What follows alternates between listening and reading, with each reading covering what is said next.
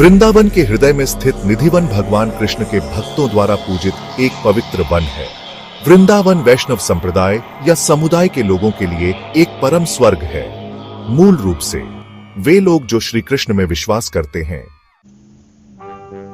वृंदावन को दिव्यता की क्रीड़ा स्थली के रूप में जाना जाता है, जहां भगवान कृष्ण आज भी हर रात अपने बचपन के दिनों को याद करने के लिए आते हैं। लोग यह भी कहते हैं कि वृंदावन और निधिवन के मंदिरों के अंदर श्री कृष्ण और उनकी दिव्य आभा को कई भक्तों ने महसूस किया है, जहां उन्हें ऐसा लगता है जैसे श्री कृष्ण ने स्वयं उन्हें आशीर्वाद दिया है और उनकी चिंताओं से छुटकारा दिलाया है।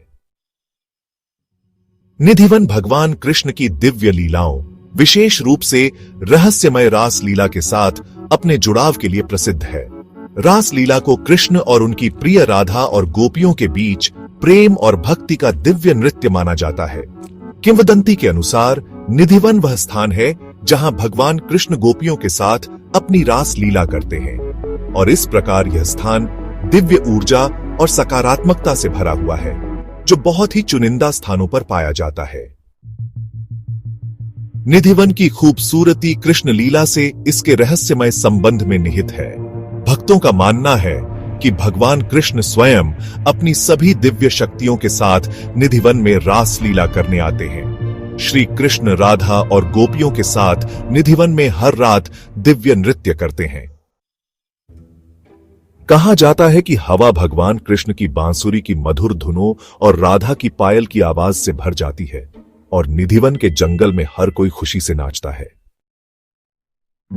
निधिवन के सबसे दिलचस्प रहस्यों में से एक है इसके अजीबोगरीब मुड़े हुए पेड़, जो अपनी मुड़ी हुई शाखाओं और टेढ़े मेढ़े तनों के साथ प्रकृति के नियमों को चुनौती देते हैं। किंवदंती है कि ये पेड़ साधारण पेड़ नहीं है, बल्कि ये कृष्ण की गोपियों के रूप में दिव्य ऊर्जा वाले पेड़ हैं। लोगों का कहना है कि ये पेड़ रात में जीवंत हो जाते हैं, और फिर जैसे ही सूरज उगता है, गोपियां उसी स्थिति में जम जाती हैं जिसमें वे श्री कृष्ण के साथ नृत्य कर रही थीं।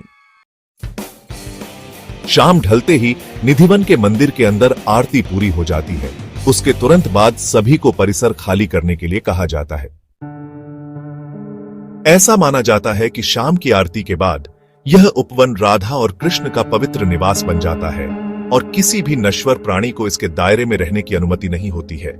इस सदियों पुरानी परंपरा को भक्त और पुजारी समान रूप से निभाते हैं। पुजारी मंदिर के अंदर कुछ भोजन, बिस्तर और कपड़े छोड़ देते हैं, और सुबह ऐसा लगता है जैसे किसी ने उन्हें पहना या इस्तेमाल किया है।